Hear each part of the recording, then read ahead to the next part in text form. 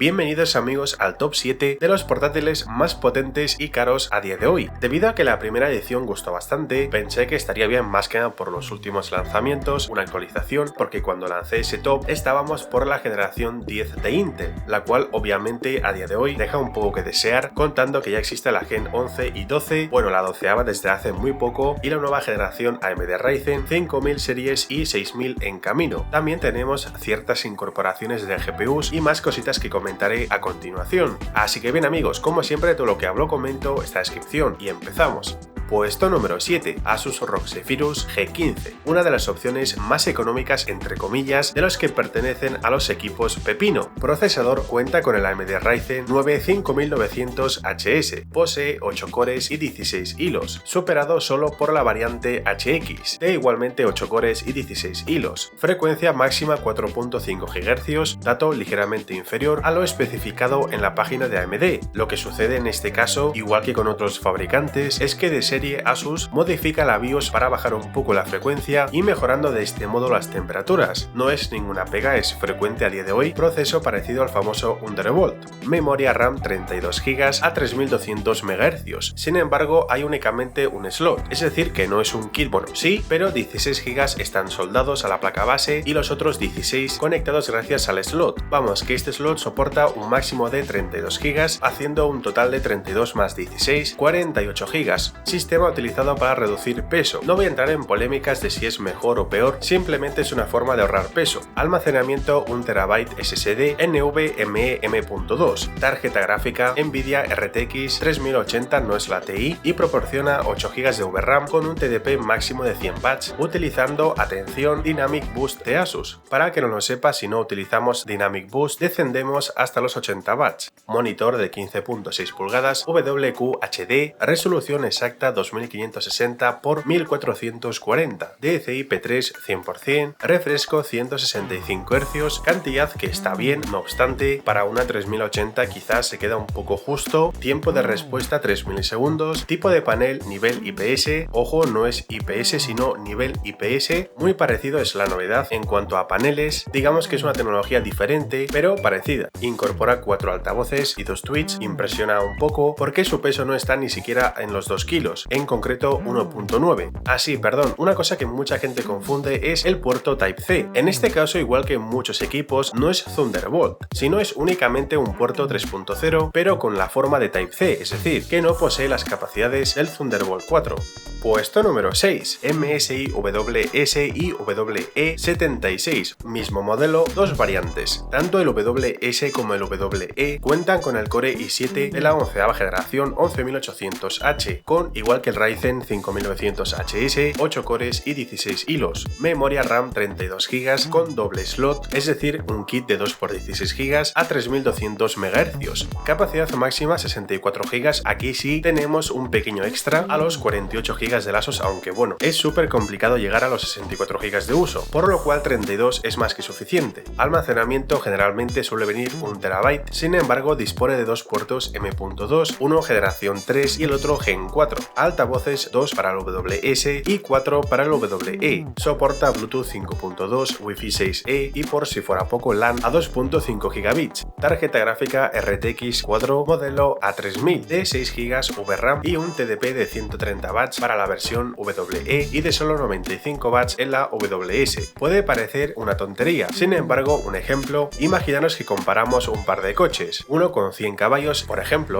y el otro con 140. Quizás la velocidad punta es igual, pero a la hora de acelerar tendremos una ventaja notable. Pantallas en la variante WS, un par de opciones, todas en 17.3 pulgadas 4K, aunque una es 120 Hz y la otra hasta 60, no obstante, soporta HDR1000 y es mini LED. En cambio, el WE solo tiene un panel de 120 Hz tipo nivel IPS, UHD o bueno 4K de igualmente 17.3 pulgadas. Eficiencia en cuanto a colores muy buena, Adobe RGB, cuidado que este es importante, 100% 100% de eficiencia. Thunderbolt sí, versión 4, el HDMI admite hasta 8K a 60 Hz y UHD o 4K a 120. Y finalmente el peso, como os decía, el WS es un poco más ligero, exactamente 2.45 kilos, y la variante WE casi 3 kilos, 2.9. No es una locura, pero cualquier cosa se agradece. Además, la versión WS tiene el cargador compacto, algo más práctico, pero es menos potente. ¿Cuál elegiría yo? Bueno, depende mucho del uso. Si eres, por ejemplo, un profesional que se mueve mucho, pues seguramente para ti la mejor opción es el WS. ¿Por qué? Debido a su bajo TDP, o mejor dicho que está un poco capado, pues la batería te durará un poco más. En cambio, si me dices, no, yo es que trabajo en un lugar fijo, ahora sí, la mejor opción lógicamente es el WE. Pesa un poco más, cargador más pesado, pero el extra de rendimiento se agradece. Ronda más o menos el mismo precio, así que no hay excusa de elegir uno u otro. Puesto número 5, Asus ROG Strix Scar 17, opción para mí muy interesante debido a que combina lo mejor de AMD más la RTX 3080, pero bueno, mejor voy por partes. CPU AMD Ryzen 9, versión top 5900HX con 8 núcleos y 16 hilos, frecuencia 4.6 GHz superior al HS al Zephyrus, memoria RAM DDR4, bueno como todos por ahora, trae 64 GB, dos módulos de 32 GB a 3200 MHz, almacenamiento RAID 0 de 2 SSDs NVMe, ambos de 1 TB, es decir, disponemos de 2 TB en total en RAID 0, que es básicamente fusionarlos, combina ambos SSDs para que trabajen juntos mejorando sus capacidades de velocidad y espacio. Un ejemplo, si uno puede leer o escribir a 1 GB con doble SSD, leeríamos más o menos el doble. Sí, es una pasada, ¿verdad? Tarjeta gráfica Nvidia RTX 3080 con un extra de TDP, llegando hasta los 130 watts con Dynamic Boost y a los 115 sin Dynamic Boost. VRAM de la GPU 16 GB, pantalla 17.3 pulgadas QHD, resolución 2560 x 1440, 165 Hz, tipo nivel IPS, DCI-P3 100%. Evidentemente es una opción más enfocada al gaming que al uso profesional, entonces la calidad en cuanto a iluminación, colores es buena, pero no tanto como la del MSI. Vamos, que es imposible tenerlo todo y según nuestro uso debemos elegir una u otra. Último, peso 2.7 kilogramos. Puesto número 4. No puede faltar en este top la mejor opción de Apple en cuanto a dispositivos laptop, que es el nuevo MacBook Pro de 16 pulgadas, ojo, con la variante del M1 llamada Max. Lo comento porque el chip M1 ofrece múltiples combinaciones de núcleos, tanto de CPU como de GPU. Recordad de que este top está ordenado por precio y no es que piense que el M1 es mejor que el Intel o el AMD o lo que sea, con lo cual no puedo decir que un equipo es mucho mejor que el resto, ya que es muy relativo. Bien, el nuevo MacBook Pro cuenta con la evolución del chip M1 llamado Max, luego estaría por debajo la Pro con la misma cantidad de núcleos de CPU, pero la versión Max posee el doble de cores de GPU, lo cual se agradece mucho ya que este equipo no tiene GPU dedicada, sino que el propio M1 Max es CPU y GPU, de los cuales 8 son de alto rendimiento y 2 de alta eficiencia, igual que Big Little en Intel. Cores de GPU 32, memoria RAM 32 GB, no obstante, en este caso la memoria RAM viene soldada a la placa base, es decir, no hay slots, no se pueden cambiar o hacer ampliaciones, vamos que tal cual lo compramos, tal cual se queda. Ventajas de este sistema, sí hay. Uno, es mucho más económico de producir. Dos, debido al sistema integración, el ancho de banda aumenta muchísimo hasta los 400 GB por segundo. Sin duda es una cantidad muy grande, pero solo son 32 GB. No estaría mal por el precio de este producto subir a los 64, desde mi punto de vista lógicamente. Almacenamiento 1 TB, ampliables de fábrica, cosa que bueno, para mi gusto está muy bien, porque hay gente que no le gusta hacer chapuzas o no tiene ni idea de cómo se puede hacer esto y prefiere de que el fabricante ofrezca estas soluciones en cuanto a cambios y que pagando un extra evidentemente le llegue el equipo a gusto de cada uno. Tarjeta gráfica la propia del M1 Max y admito de que teniendo en cuenta de que es una GPU integrada el rendimiento es excelente. Tampoco es un milagro, hubiera estado bien que AMD o el fabricante que sea le proporcione las GPUs a Apple. Básicamente Apple ha querido digamos separarse de Intel y AMD y producir su propio chip con CPU y GPU integrados y no depender de nadie. Pantalla de 16.2 pulgadas con una resolución un poco extraña, poco frecuente, siendo de 3456 x 2234, casi me lío porque es poco frecuente, y una densidad de píxeles ppi de 254, la verdad no es una tasa increíble. Soporta Thunderbolt, HDMI, tarjetas de memoria SD, todo lo contrario a la versión anterior, y el peso 2.17 kilos. Obviamente como no utiliza GPU dedicada, tampoco RGB, pues el peso baja un poco.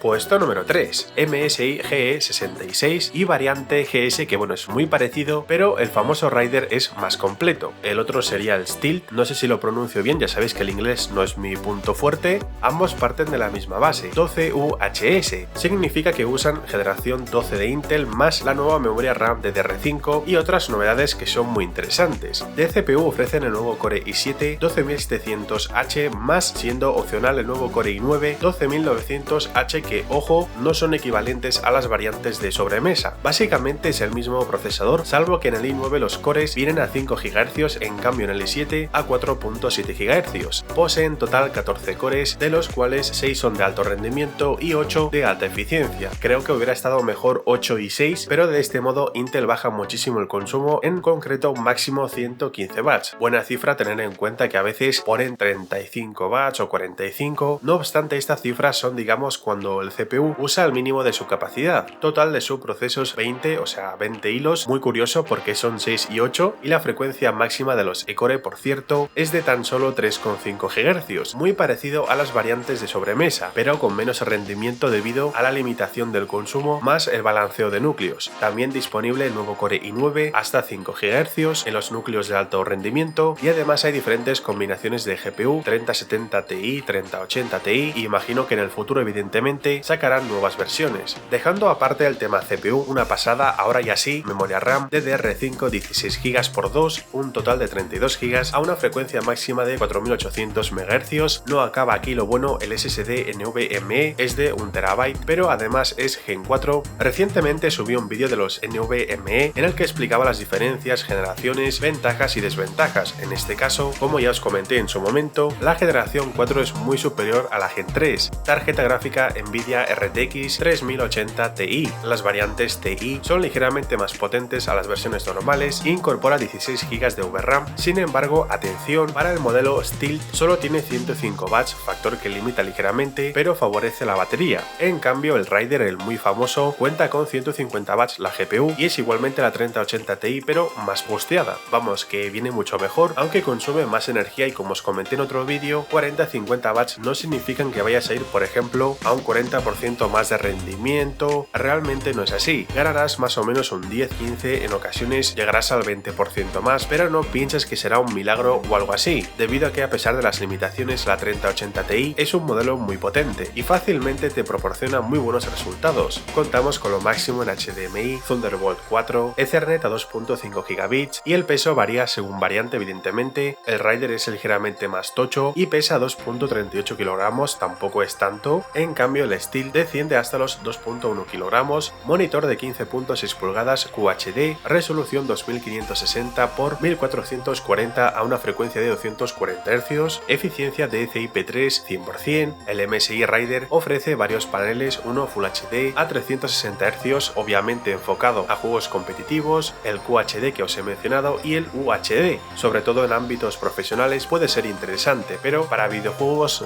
4K en un panel de 15.6 pulgadas, demasiada resolución, ¿no? Tipo de paneles todos IPS, cosa que se agradece muchísimo. Puesto número 2, Alienware X17R2, equipo muy parecido al MSI, también personalizable, pero es ligeramente más caro que el MSI, y como muchos sabéis, Alienware es un fabricante un poco complicado según país o proveedor. Si te sucede algo con el tema de garantía, quizás puede acabar en un problema. Depende mucho lógicamente del soporte que tenga Dell, y de verdad os aconsejo muchísimo revisar a ver cómo está Dell en vuestro país, y ya luego, si dan buen soporte, asistencia y todo eso, posible solución muy interesante, aunque como digo, más caro que el MSI, no por esto mejor o peor, simplemente diferente. De CPU igualmente el Gen 12 de i7 o el Core i9, uno sería el 12700H y el Core i9 es el 12900HK con el multiplicador activado, es decir, podemos hacer overclock. No creo que mucho porque ya viene a 5 GHz el CPU, porque si lo subimos a 0,4 más por cada núcleo no veas luego para refrigerar, por lo cual desde mi punto de vista quizás mucho mejor el i7. Pagar esos 400 € de diferencia no creo que valga la pena.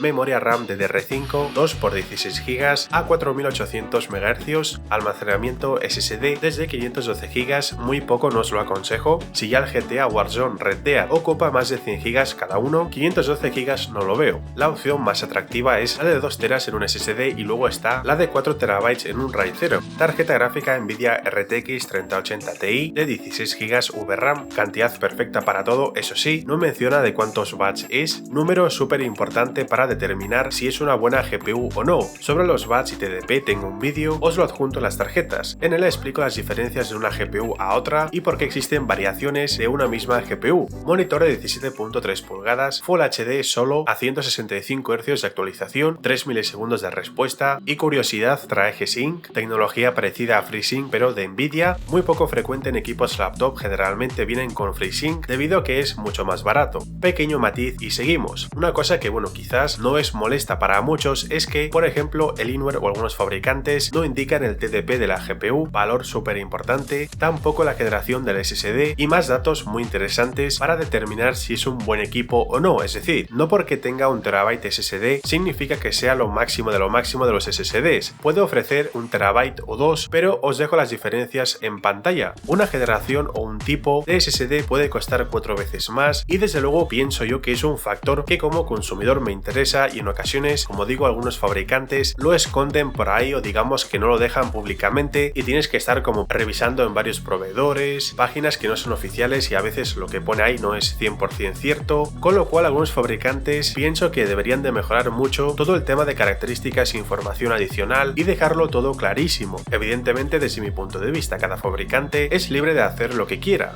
Bien amigos, finalmente puesto número 1, uno de los equipos más caros a día de hoy, por no decir creo que es el más caro, concretamente el MSI variante WE76. ¿No os suena? Es la misma opción que el puesto número 6, salvo que en esta ocasión viene con los componentes más top. Diréis, ¿tan caro es? Configurado con la GPU más top, se va por encima de los 4.000 euros. Nota, no es un equipo nuevo, fue del año pasado, así que imagino que de aquí poco tiempo lo actualizarán con la nueva Gen 12 de Intel y otras cositas, como memoria RAM DDR5. No obstante, sigue siendo a día de hoy, atención, para uso profesional, una excelente opción. ¿Por qué? Básicamente por pantalla y GPU, pero orientada a uso profesional. Me explico. La Nvidia Quadro A5000 utilizada en este equipo fue diseñada para renderizados 3D, desarrollo de videojuegos, la pantalla acompaña perfectamente. Hace unos años se decía que las Nvidia Quadro no servían para nada, pues no, ya se demostró en su momento que renderizando objetos y más cosas las Nvidia Quadro son mucho más rápidas a sus parientes RTX, división de videojuegos por así decirlo. Entonces, en resumen, para uso profesional, la Quadro A5000 es un pepino, por ende encarece mucho el equipo y los demás componentes tampoco se quedan cortos. i9 11980 HK, memoria RAM 32 GB a 3200 MHz, almacenamiento 2 TB SSD, soporta dos SSDs NVMe, uno generación 3 y el otro Gen 4, pantalla 17.3 pulgadas UHD a 120 Hz nivel IPS, igual que el otro MSI básicamente, salvo el cambio de CPU y GPU más el aumento de espacio, prácticamente el mismo equipo. Peso igualmente 2.9 kilogramos, un poco pesado, pero tiene una A5000, así que en parte es comprensible. Atención, como he mencionado, portátil para uso profesional y no lo utilizaría para videojuegos. Así que bien amigos, muchas gracias por ver este vídeo, por favor apóyame con un gran like, comenta qué te ha parecido este top, suscríbete al canal si no estás suscrito, muchas gracias y nos vemos en el próximo vídeo.